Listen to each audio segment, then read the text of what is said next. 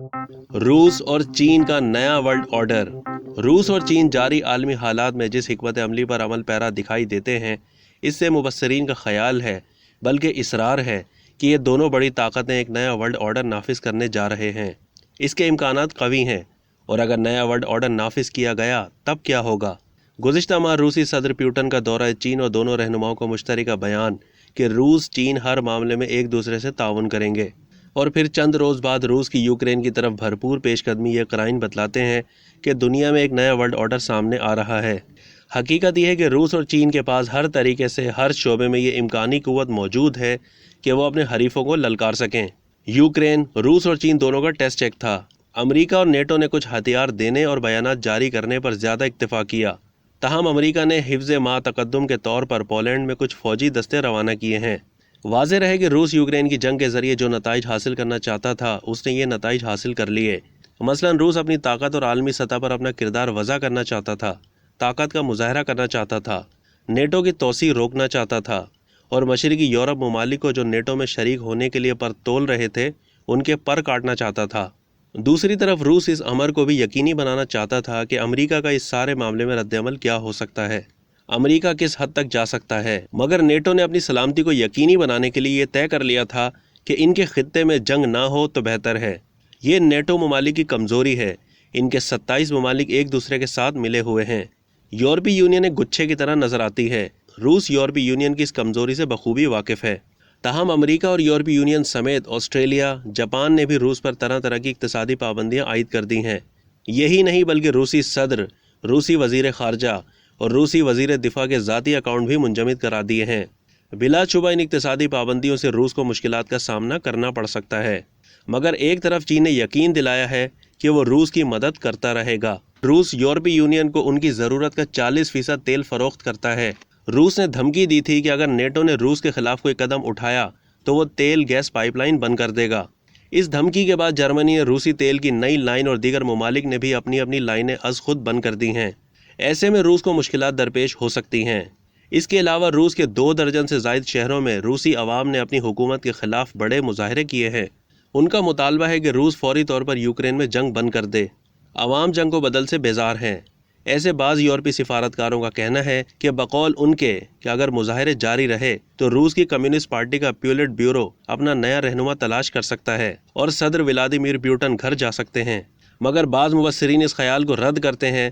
उनका ख्याल है कि रूसी सदर पुतिन ज़ीरक तजर्बाकार हैं। उन्होंने इस कार्रवाई से पहले सब कुछ सोच समझकर कदम उठाया होगा।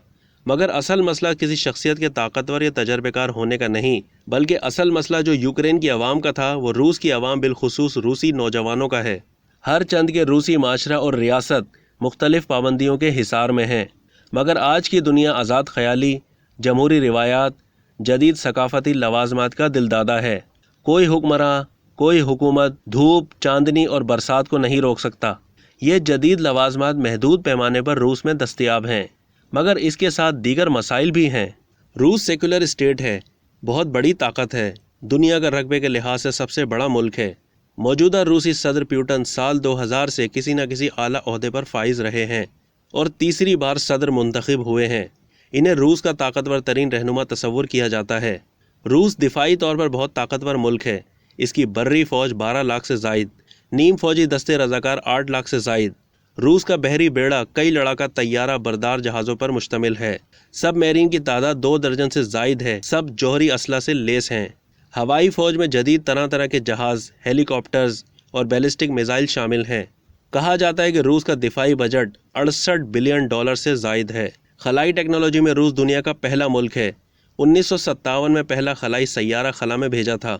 रूस ने सैयारा वीनस पर सबसे ज़्यादा तहकीक की है। इस वक्त रूस के पौने 200 के करीब सैयारचे खला में काम कर रहे हैं। रूस का तालीमी निज़ाम जदीद और मुफ्त है। मुल्क में ख्वानदगी की शरह 100% है। इसी तरह सेहत का शोबा भी जदीद तरीन है और तमाम इलाज मुआलजा तालीम की तरह मुफ्त है। रूस ने अदब, शायरी, फ़नून लतीफ़ा में बहुत आला काम किया है। रूसी अदब ने दुनिया के दीगर ममालिक के अदब और शायरी पर गहरे असरात मुरतब किए हैं। इसके साथ साथ अगर चीन का मुख्तसर जायज़ा लिया जाए तो चीन आबादी के लिहाज से दुनिया का सबसे बड़ा मुल्क है। सेक्युलर रियासत है। चीन में हर तरह की सनतों का जाल बिछा हुआ है। चीन की मजमूई आमदनी $30 ट्रिलियन है। چین کی دنیا کے 155 ممالک سے تجارتی تعلقات ہیں۔ چین دنیا کا سب سے بڑا ایکسپورٹر ہے۔ اس کا دفاعی بجٹ بہت زیادہ ہے، وہ اپنے دفاع پر سالانہ $152 بلین صرف کرتا ہے۔ اب اگر روس اور چین کا موازنہ کیا جائے تو یہ دونوں بڑے ممالک اور بڑی طاقتیں امریکہ کے قریب قریب کھڑی ہیں، اور دونوں مل کر امریکہ پر بہت بھاری ہیں۔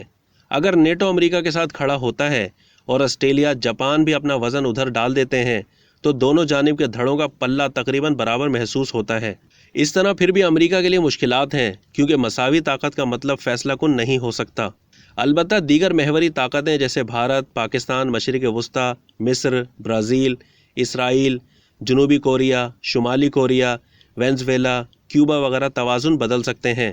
تازہ خبروں کے مطابق امریکہ نے پولینڈ میں پیٹریاٹ میزائل نصب کر دیے ہیں۔ مغربی ذرائع کا کہنا ہے کہ روس چند دن بعد پولینڈ پر حملہ کر سکتا ہے، مگر سوال یہ ہے کہ پولینڈ 10-12 سال پہلے نیٹو کا رکن بنا ہے۔ اگر وہاں حملہ ہوا تو کیا نیٹو بڑی کارروائی کر سکتا ہے؟ خبروں میں بتایا گیا ہے کہ نیٹو کے سیکرٹری جنرل نے پولینڈ کا ہنگامی دورہ کیا ہے۔ انہوں نے پولینڈ کے صدر، وزیر دفاع سے ملاقاتیں کی ہیں۔ ایک رائے یہ ہے کہ روس کسی صورت پولینڈ پر حملہ نہیں کرے گا، اس نے اپنا ہدف پورا کر لیا ہے، مگر دوسری رائے یہ ہے کہ روس پولینڈ پر اس لیے حملہ کر سکتا ہے کہ یوکرینی باشندے پولینڈ میں پناہ لے رہے ہیں۔ عسکری ماہرین کا تجزیہ یہ ہے کہ پولینڈ پر روسی حملے سے جنگ پورے خطے میں پھیل سکتی ہے، مگر روسی عوام مسلسل مظاہرے کر رہے ہیں، جنگ کے خلاف نعرے لگا رہے ہیں۔ پیوٹن کے سیاسی حیثیت کا مقبولیت کا گراف کم ہوتا جا رہا ہے۔ روسی عوام کو یہ بھی شکوہ ہے کہ صدر پیوٹن کی پالیسیوں سے روس پھر دنیا میں تنہا ہوتا جا رہا ہے۔ روسی مبصرین یہاں تک سوچتے ہیں کہ روس اور چین کی دوستی مستحکم نہیں ہے۔ چین کو اب تائیوان میں کارروائی کرنی ہے، اس لیے وہ روس کی محتاط حمایت کر رہا ہے۔ اس رائے میں کس قدر حقیقت ہے، یہ تو چین تائیوان ملا کھڑا ہوگا تب معلوم ہوگا۔ 1991 کے بعد امریکہ نے اپنا نیو ورلڈ نافذ کر دیا تھا۔ اس نے تنہا سپر پاور ہونے کا خاصا ناجائز فائدہ اٹھایا۔ بالخصوص مشرق وسطیٰ میں جو عسکری کارروائیاں کی گئیں وہ قابل مذمت ہیں۔ اس میں عرب نوجوانوں کی تحریک عرب اسپرنگ بھی شامل ہیں۔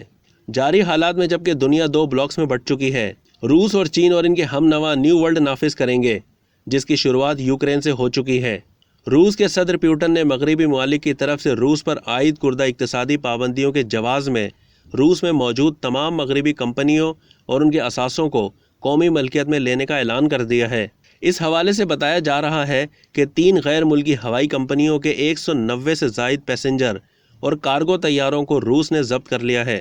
ان کمپنیز میں ایک کمپنی کے ایم ڈی نے بتایا ہے کہ ان کی کمپنی کو روسی صدر کے اس اعلان سے بلینز آف ڈالرز کا نقصان اٹھانا پڑ رہا ہے۔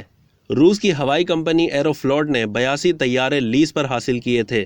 روس کی اندرون ملک ہوائی کمپنی نے اور سامان کی نقل و حمل کرنے والی کمپنی نے 100 سے زائد طیارے لیز پر حاصل کیے تھے۔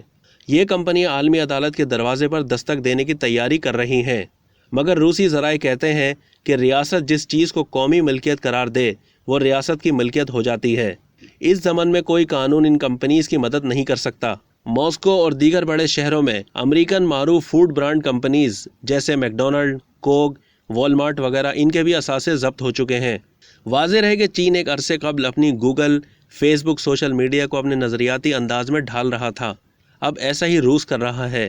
انٹرنیٹ اور متعلقہ کمپنیاں ماسکو سے اپنے دفاتر یورپی ممالک میں منتقل کر رہی ہیں یا بند کر رہی ہیں۔ اس طرح یہ دونوں بڑی طاقتیں اپنی عوام کو اپنے انداز میں مذکورہ سہولتیں فراہم کریں گی۔ چین پہلے ہی یہ کام کر چکا ہے۔ تمام معلومات چین نے چینی زبان میں اپنے طور پر منتقل کی ہیں، اب ایسا روس کر رہا ہے۔ نیو ورلڈ کی اصل بنیادی اقدام ہے، کچھ پر عمل کر لیا گیا ہے اور باقی پر کام ہو رہا ہے۔ روس، چین، شمالی کوریا اور دیگر اس مجوزہ نیو ورلڈ آرڈر کے فعال ممالک ہوں گے، جبکہ امریکہ کے ورلڈ آرڈر کے داعی امریکہ سمیت کچھ یورپی اور ایشیائی ممالک ہوں گے۔ اب تک کے لیے اتنا ہی۔ مزید معلومات کے لیے ڈیلی جنگ کے یوٹیوب چینل کو سبسکرائب کرنا نہ بھولیے اور فیس بک کے پیج کو بھی فالو کرنا